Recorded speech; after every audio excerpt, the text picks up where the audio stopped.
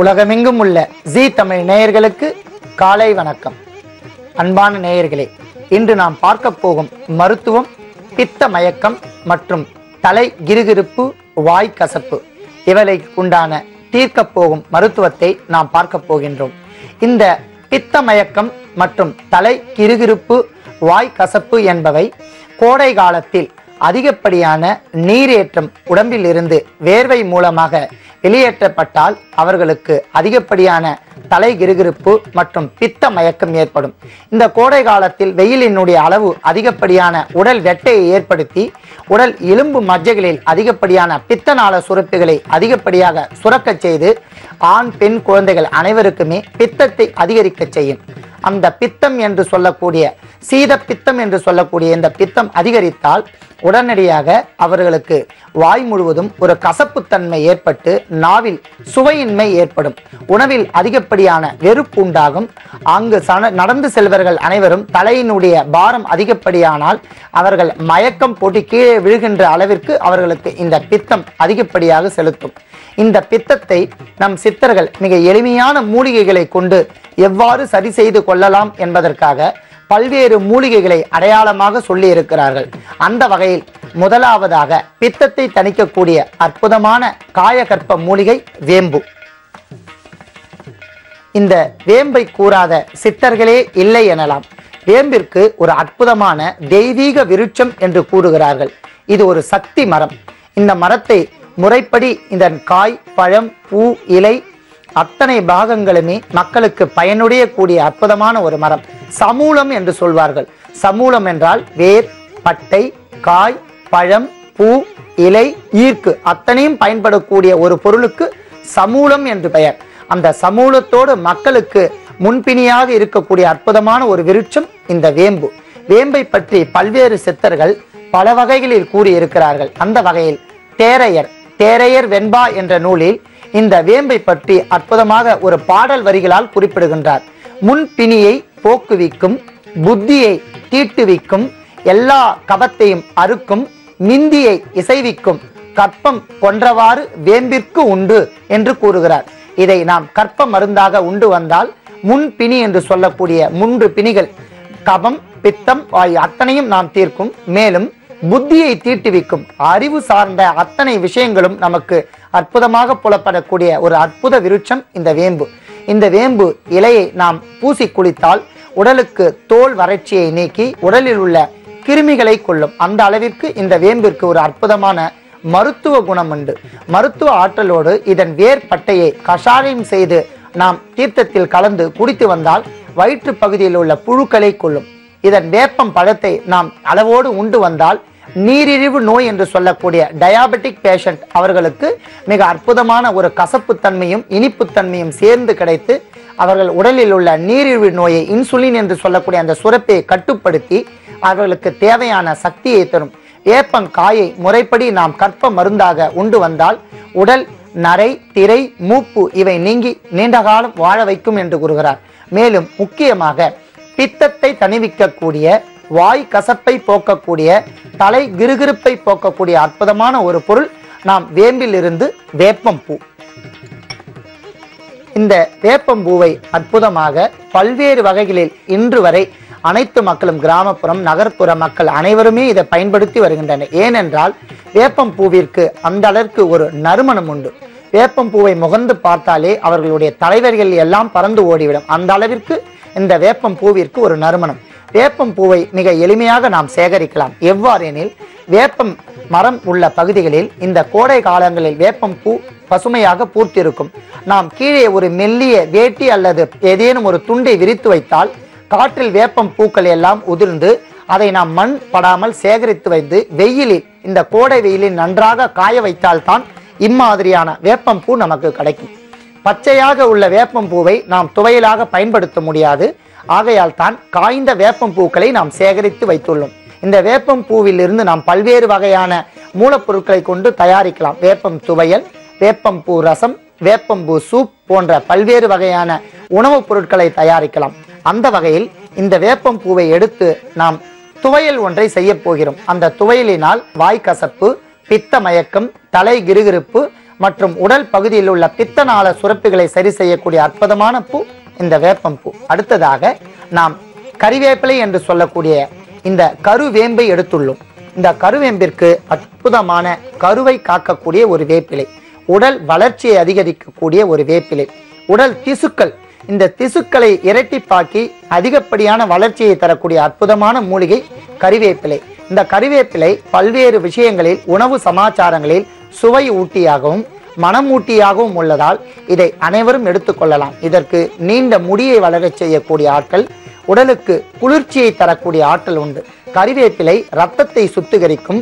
குறிப்பாக பெண்களுக்கு கருப்பையில் உள்ள குற்றங்களை நீக்கி கருப்பை புழுக்களை அழிக்கக்கூடிய அற்புதமான ஒரு ஆற்றல். ஆண்களுக்கு உடல் குளிர்ச்சியும் கண் குளிர்ச்சியும் தரக்கூடிய அற்புதமான பொருள் கறிவேப்பிலை. இதையும் நாம் எடுத்துக்கொள்ளலாம். அடுத்ததாக காய்ந்த மிளகாய் வற்றல். காய்ந்த மிளகாய் வற்றலுக்கு எப்பொழுதுமே உணவு சமாச்சாரங்களில் விஷயங்கள் அத்தனையும் பயன்படுத்தலாம். ஏனென்றால் இதற்கு அளவிற்கு அதிகமான காரத்தன்மை இருப்பதால் உணவில் சுவை ஊட்டக்கூடியதாகவும் உணவை சுவையினிருந்து கீழ்நோக்காமல் மேல் நோக்கி தரக்கூடிய அற்புதமான பொருள் காய்ந்த மிளகாய். பச்சை மிளகாயை காய வைத்து நாம் எடுத்துக்கொள்ளலாம். இதை இந்த கோடை காலகட்டங்களில் அளவோடு பயன்படுத்தினால் உடலுக்கு மிகுந்த நன்மை தரும். அளவிற்கு அதிகமாக நாம் பயன்படுத்தினால் உடலின் வெப்பத்தை இரட்டிப்பாக்க செய்யும். ஆகையால் காய்ந்த மிளகாயை அளவோடு பயன்படுத்தி நன்மை பெறலாம். இதையும் நாம் எடுத்துக்கொள்ளலாம். அடுத்ததாக லவணம் என்று சொல்லக்கூடிய சோற்று உப்பு. உப்பில் பல்வேறு வகைகள் உள்ளன. சவுட்டல் உப்பு, பொட்டுல் உப்பு, லவணம், சோற்றுப்பு, கரியுப்பு, பல்வேறு வகைகள் இருப்பினும் நாம் அன்றாடம் பயன்படுத்தக்கூடிய கடலில் இருந்து கிடைக்கக்கூடிய அற்புதமான ஒரு பொருள் சோற்றுப்பு. இந்த சோற்றுப்பை கூறாத சித்தர்களே இல்லை எனலாம். உப்பை நாம் அளவோடு பயன்படுத்தினால் உடலில் உள்ள குற்றங்கள் நீங்கும், இரத்தத்தை சுத்திகரிக்கும், உடம்பு காயகற்பமாக மாறிவிடும். உப்பை கட்ட தெரியாதவர்கள் துப்பு கெட்டவர்கள் என்ற பழமொழிக்கேற்ப சித்த மருத்துவத்தில் உப்பிற்கு தனிய ஒரு இடமே உண்டு. அந்த அளவிற்கு உப்பினுடைய பாதரசங்களை கரைக்கக்கூடிய அற்புதமான ஆற்றல் இந்த உப்பிற்கு உண்டு. உப்பை கொண்டு பல்வேறு வகையான மூலப்பொருட்களை கட்டி லவணம் உப்பு என்று விற்கிறார்கள். அந்த அளவிற்கு இந்த உப்பிற்கு ஒரு மகத்துவம் உண்டு. ஆகையால் இந்த உப்பை நாம் எடுத்துக்கொள்ளலாம். ஏனென்றால் எந்த ஒரு சுவையையும் நாம் இரட்டிப்பாக்க செய்வதற்கு உப்பு. உப்பில்லாத பண்டம் குப்பையிலே என்ற பழமொழிக்கேற்ப உப்பையும் நாம் எடுத்துக்கொள்ளலாம். அடுத்ததாக மஸ்டர்ட் என்ற ஆங்கிலத்தில் சொல்லக்கூடிய கடுகு. கடுகு பல்வேறு வகைகளில் நமக்கு பயன்படுகின்றன. சிறு கசப்பு சுவையுடைய கடுகை நாம் எண்ணெய் பொரியலிலோ அல்லது உணவு பதார்த்தங்களிலோ தாளித்திப்பதற்காக எடுத்துக்கொள்ளலாம். அளவிற்கு அதிகமாக கடுகை உபயோகிக்காமல் அளவோடு பயன்படுத்தினால் உடலுக்கு நன்மை தரக்கூடிய கசப்பும் ஒரு வகையில் நன்மையே. ஆகையால் அளவோடு எடுத்துக்கொள்ள வேண்டும். கடுகிலிருந்து கிடைக்கக்கூடிய எண்ணெய் கடுகு எண்ணெய், மஸ்டர்ட் ஆயில் என்று சொல்வார்கள். பித்த வெடிப்பு மற்றும் கால்களில் ஏற்படக்கூடிய வலிகள் மற்றும் உடம்பில் ஏற்படக்கூடிய சொறி சிரங்கை சரி செய்யக்கூடிய அற்புதமான பொருள் இந்த கடுகு. கடுகையும் நாம் எடுத்துக்கொள்ளலாம். அடுத்ததாக பெருங்காயத்தூள். பெருங்காயத்தூள் அற்புதமான ஒரு நறுமணம் ஊட்டியாகவும் சுவையை ஊட்டக்கூடிய ஒரு பொருளாகவும் இருக்கின்றன. பெருங்காயத்திற்கு ஜீரண சக்தியை அதிகரிக்கக்கூடிய அற்புதமான பொருள். தொடர்ந்து புளியேப்பம் வந்தால் அவர்கள் பெருங்காயத்தை ஒரு சிட்டிகை இட்டு வாயிலிட்டு அதை நாம் உட்கொண்டு வந்தால் அந்த பெருங்காயத்திற்கு அற்புதமான புளியேப்பத்தை தடுக்கக்கூடிய ஒரு ஆற்றல் இந்த பெருங்காயத்திற்கு உண்டு. ஆகையால் பெருங்காய பாலிலிருந்து கிடைக்கக்கூடிய கட்டியை நாம் உடைத்து தூளாக எடுத்துள்ளோம். இந்த பெருங்காய தூளை சுவை ஊட்டியாகவும் மனமூட்டியாகவும் சமையலுக்கு பயன்படுத்தலாம். இதையும் நாம் எடுத்துக்கொள்ளலாம். அடுத்ததாக தேங்காய் வில்லைகள். சிறு சிறு தேங்காய் வில்லைகள். தேங்காயை பொறுத்தவரை அத்தனை பொருட்களுமே நமக்கு பயனுடைய ஒரு பொருளாகும். தென்னை மரத்திலிருந்து கிடைக்கக்கூடிய இளநீர் உடலுக்கு குளிர்ச்சியை தருகின்றன. தென்னம் பாலையில் இருந்து கிடைக்கக்கூடிய பூக்கள் ஆண்களுக்கு அதீதமான போக சக்தியை தருகின்றன. தென்னங்கள் உடல் அளவிற்கு அதிகமாக ஏற்கொள்ளாமல் அளவோடு எடுத்துக்கொண்டால் அவை உடல் குளிர்ச்சி மற்றும் வெட்டை சூடை நீக்கும். தென்னை மரத்திலிருந்து கிடைக்கக்கூடிய தேங்காயிலிருந்து தேங்காய் பால் எடுத்துக்கொண்டு உட்கொண்டால் உடல் சூடு, குடல் புண்களை ஆற்றும், உடலுக்கு நல்ல நிறத்தையும் மனத்தையும் தரக்கூடிய அற்புதமான பொருள். தேங்காய் எண்ணெய் அளவோடு நாம் பயன்படுத்தி வந்தால் முடிகளுக்கு நீண்ட வளர்ச்சி ஏற்படும். தேங்காய் எண்ணெயை சமையலிலும் நாம் செய்யலாம். அந்த வகையில் தேங்காயை சிறு சிறு வில்லைகளாக எடுத்துக்கொண்டு இதை இத்துடன் சேர்க்கப் போகின்றோம். இதையும் எடுத்துக்கொள்ளலாம். அடுத்ததாக சித்த மருத்துவத்தில் புளி, உப்பு, மிளகு என்று சொல்லக்கூடிய அளவுக்கு இந்த புளியை நாம் எடுத்துள்ளோம். புளியில் பல்வேறு வகை இருப்பன. காட்டு புளி, அந்த மாதிரி வகையான புலிகளில் இது மிகவும் விசேஷமான புளி என்ன இந்த நாட்டு மரத்திலிருந்து கிடைக்கக்கூடிய புளிகளுக்கு அளவிற்கு அதிகமான புளிப்பு சுவை உண்டு. புளிப்பு சுவையை நாம் அளவிற்கு அதிகமாக பயன்படுத்தாமல் அளவோடு பயன்படுத்தினால் நம் உடலில் உள்ள குற்றங்களை நீக்கும், இரத்தத்தை சுத்திகரிக்க செய்யும், உடலில் உள்ள கொப்பளங்களை தடுக்கக்கூடிய அற்புதமான ஆற்றல் புளிப்பு. புளிப்பு சுவையை நாம் அளவோடு பயன்படுத்தினால் மிகுந்த நன்மை தரும், சுவையுக்கவும் மற்றும் மனமூட்டியாகவும் இருப்பதால் இதையும் நாம் எடுத்துக்கொள்ளலாம். அடுத்ததாக பூண்டு, கார்லிக் என்று சொல்லக்கூடிய, ஆங்கிலத்தில் கார்லிக் என்று சொல்வார்கள். பூண்டு ரசம். பூண்டை பல்வேறு வகைகளில் நாம் பயன்படுத்தலாம். பூண்டை நாம் ஒரு காயகற்ப மருந்தாக பயன்படுத்தலாம். பூண்டை நாம் உணவு சமாச்சாரங்களில் பயன்படுத்தினால் இதயத்திற்கு பலமுள்ளதாக உள்ளது, இரத்தத்தை சுத்திகரிக்கும், ஜீரண மண்டலத்தை சரி செய்யும், அஜீரண கோளாறை நீக்கும். பூண்டிலிருந்து கிடைக்கக்கூடிய அத்தனை பொருட்களுமே நமக்கு பூண்டு எண்ணெய் இப்போது விற்பனைக்கு வந்துள்ளது. அந்த எண்ணெயை கொண்டு நாம் தலைவலியை தீர்த்து கொள்ளலாம், தலைவலிகளுக்கு பற்றாக போடலாம். அந்த எண்ணெய்க்கு அவ்வளவு மகத்துவம் உண்டு. பல்வேறு வகையான மருத்துவ குணம் கொண்ட இந்த பூண்டையும் நாம் எடுத்துக்கொள்ளலாம். அடுத்ததாக ஆவிநெய் என்று சொல்லக்கூடிய பசுநெய். என்றால் பசு, ஆகையால் தான் ஆவிநெய் என்று குறிப்பிடுகிறார்கள் சித்தர்கள். பசுவினுடைய அத்தனை பொருட்களுமே நமக்கு பயனுடையதாக இருக்கும். பசும்பால், பசுமோர், பசுநெய், பசுவின் கோஜலம், பசுவின் சாணம். கோஜலம் என்று சொல்லக்கூடிய பசுவின் சிறுநீர் அளவிற்கு அதிகமாக நாம் எடுத்துக்கொள்ளாமல் அளவோடு சித்த வைத்தியத்தில் பயன்படுத்தி உடலில் உள்ள முப்பிணிகளை நீக்கக்கூடிய அற்புதமான பொருள் பசுவின் கோஜலம். இன்று வரை கிராமத்தில் பசுவினுடைய கோஜலத்தை எடுத்து முகம் கழுவார்கள். ஏனென்றால் அதில் மகாலட்சுமி வாசம் செய்வதாக நம்பப்படுகிறது. அந்த அளவிற்கு பசுவினுடைய பொருட்கள் மக்களுக்கு பயனுடையதாக இருக்கிறது. பசுவினிருந்துதான் கோரோஜனம் என்ற அற்புதமான ஒரு வாசனை பொருள் தயாரிக்கிறார்கள். அந்த அளவிற்கு உலக புகழ்பெற்ற கோரோஜனம் நமக்கு பசுவின் நிலையத்திலிருந்து கிடைக்கின்றது. அந்த வகையில் பசுவின் நெய். நெய் உடலுக்கு மிகுந்த அழகு, வன்மை, உடல் சுருக்கங்களை நீக்கக்கூடிய அற்புதமான பொருள் பசுவின் நெய்.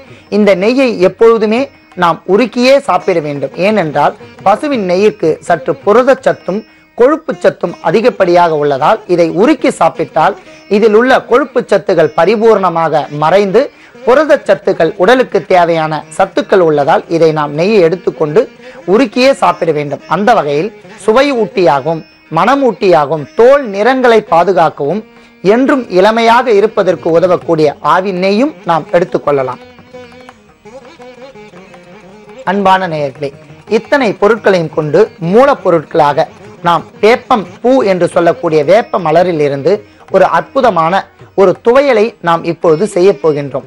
அதற்காக அத்துடன் இணையக்கூடிய பொருட்களினுடைய பட்டியலையும் அதனுடைய மருத்துவ குணத்தையும் பார்த்தோம். இப்போது இந்த வேப்பம் துவையலை எவ்வாறு செய்யலாம், அதனுடைய செய்முறைகள் என்னென்ன என்பதை சற்று இடைவெளிக்கு பிறகு பார்க்கலாம். அன்பான நேயர்களே, இடைவெளிக்கு முன்பாக நாம் வெயில் காலங்களில் ஏற்படக்கூடிய பித்த மயக்கம், தலை கிருகிருப்பு, வாய்ப்பகுதியில் ஏற்படக்கூடிய கசப்பை எவ்வாறு போக்கிக் கொள்ளலாம், அதற்கு தேவைப்படும் மருந்து பொருட்கள் என்னென்ன, வேம்பிலிருந்து கிடைக்கக்கூடிய மூலப்பொருட்கள் என்ன, அதன் பயன்கள் என்ன என்பதை பார்த்தோம். இப்போது அந்த வேம்பிலிருந்து கிடைக்கக்கூடிய வேப்பம் பூவை கொண்டு கடை சரக்கையும் வீட்டிலிருந்து கிடைக்கக்கூடிய சரக்கையும் கொண்டு நாம் எவ்வாறு துவையல் செய்யலாம் என்பதை செய்முறையாக பார்க்க போகின்றோம். அதற்காக நாம் வாணலில் நெய் மற்றும் எண்ணெய் எதுவும் விடாமல் வேப்பம் பூவை சாதாரணமாக பொன்னிறமாக வறுத்து கொள்ள வேண்டும். அதற்காக நாம் 100 கிராம் அளவிற்கு வேப்பம் பூவை வறுக்க வேண்டும்.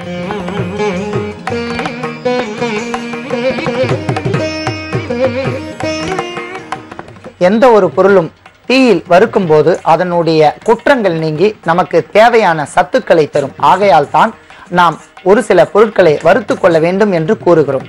இப்போது வேப்பம் பூவை நாம் சாதாரணமாக இளம் வறுப்பாக வறுத்து கொண்டால் போதுமானது. அதில் உள்ள கசப்புத்தன்மை சற்று மறைந்துவிடும். வறுத்த இந்த வேப்பம் பூக்களை இப்போது நாம் எடுத்துக்கொள்ளலாம்.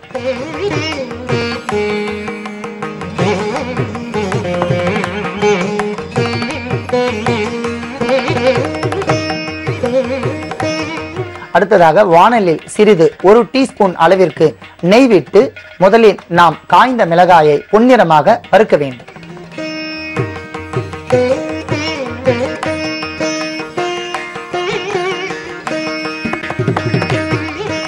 ஒரு 5 கிராம் அளவிற்கு காய்ந்த மிளகாயை அதில் இட்டு நாம் பொன்னிறமாக வறுக்க வேண்டும்.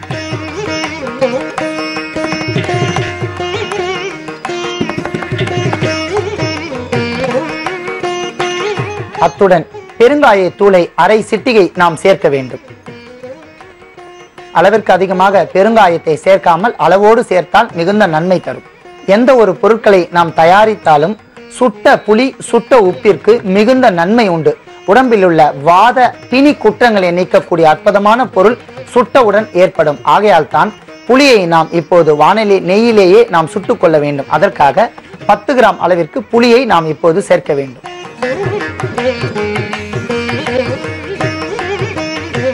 நெய்யில் இப்போது பெருங்காயத்தூள், காய்ந்த மிளகாய், புளி இவை மூன்றும் பொன்னிறமாக நாம் வறுக்க வேண்டும்.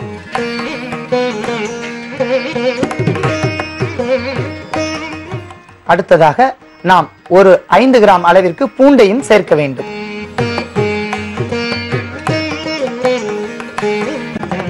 நன்றாக இந்த 4 பொருட்களும் இப்போது அத்துடன் பொன்னிறமாக வறுத்து கொண்டிருக்கின்றபடியால் இறுதியாக அதற்கு நாம் கல்லுப்பை, சோற்றுப்பு என்று சொல்லக்கூடிய கல்லுப்பை தேவையான அளவிற்கு சேர்க்க வேண்டும். அத்தனையும் பொன்னிறமாக வறுத்து கொண்ட இந்த மொத்த மூலப்பொருட்களையும் இப்போது நாம் அரைத்து எடுத்துக் கொள்ளலாம். அன்பான நேயர்களே, பொன்னிறமாக வறுத்து கொண்ட அந்த வேப்பம் பூவுடன் நாம் புளி, பூண்டு மற்றும் பல்வேறு மூலப்பொருட்களை கொண்டு நாம் இவ்வாறு ஒரு விழுதாக அரைத்து வைத்துள்ளோம். இந்த துவையல் உண்டான பதத்தோடு நாம் இவ்வாறு அரைத்து வைத்துள்ளோம். இப்போது இந்த வேப்பம்பூ துவையலை நாம் தாளிதம் செய்து எடுத்துக்கொள்ள வேண்டும்.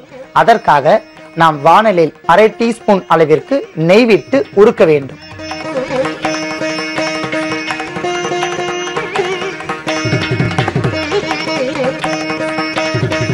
நன்றாக உருகிய அந்த நெய்யில் கடுகு என்று சொல்லக்கூடிய கடுகலப்பை நாம் சிறிது போட்டு பொரித்துக் கொள்ள வேண்டும்.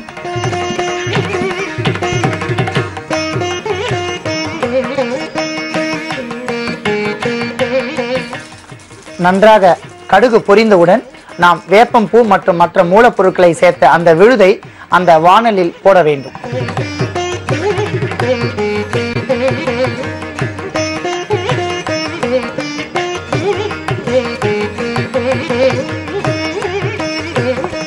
பசுனை மற்றும் கடுகலப்பு தாளித்தவுடன் நாம் இந்த வேப்பம்பூ துவையலை அதில் இட்டு நன்றாக வதக்க வேண்டும். அந்த ஆவின் நெய்யும் கடுகலப்பும் இந்த வேப்பம்பூ துவையலும் நன்றாக அதில் வதக்கியவுடன் ஒரு விதமான நல்ல நறுமணம் நமக்கு வீசும்.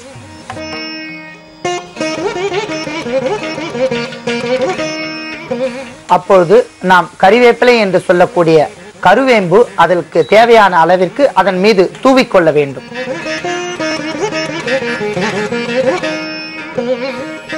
பச்சை கறிவேப்பிலைக்கு எப்பவுமே அதிகப்படியான மருத்துவ குணம் உண்டு.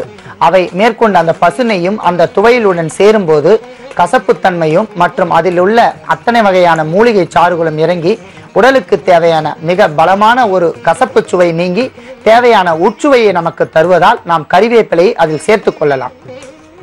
நன்றாக வதக்கிய அந்த வேப்பம்பூ துவையலை இப்போது நாம் வழித்து எடுத்துக் கொள்ளலாம்.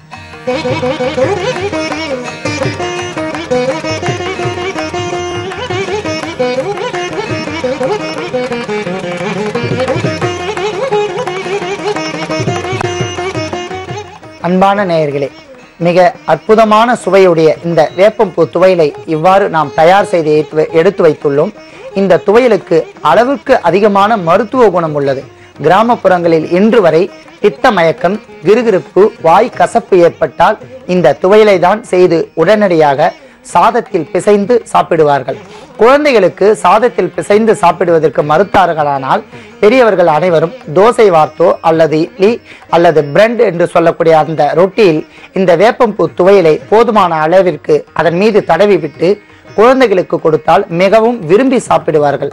குழந்தைகளுக்கு விரும்பி சாப்பிடும் போது அவர்கள் உடலில் உள்ள இரத்தங்கள் மாசுபடுவதை தடுக்கும், அவர்களுக்கு பித்த மயக்கத்தை தடுக்கும். ஆண் பெண் பெரியவர்கள் இதை மதியம் அல்லது காலை இரவு எந்த வேளையிலும் 3 வேளையிலுமே இதற்கு எந்த பத்தியமும் இல்லை.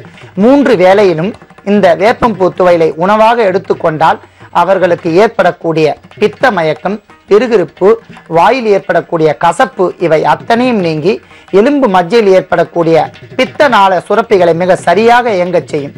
வெயில் காலகட்டங்களில் இந்த துவையலை கண்டிப்பாக நேயர்கள் அனைவரும் கவனிக்க வேண்டும். கண்டிப்பாக இந்த துவையலை செய்து வாரத்திற்கு ஒரு முறையோ அல்லது இருமுறையோ சாப்பிட்டு வந்தார் அவர்களுக்கு உடம்பில் உள்ள இரத்த பகுதிகள் சுத்தமடைந்து உடம்பில் உள்ள அத்தனை வகையான வியாதிகளையும் கண்டிக்கக்கூடியது இது. மேலும் பித்த கிருகிருப்பு, வாய்க்கசப்பு, தலைமயக்கம் இல்லாமல் மற்ற வியாதிகளையும் கண்டிக்கும். ஏனென்றால் இந்த வேப்பம் பூவிற்கு காயகற்ப மருந்து என்று கூறுகிறார் தேரையர்.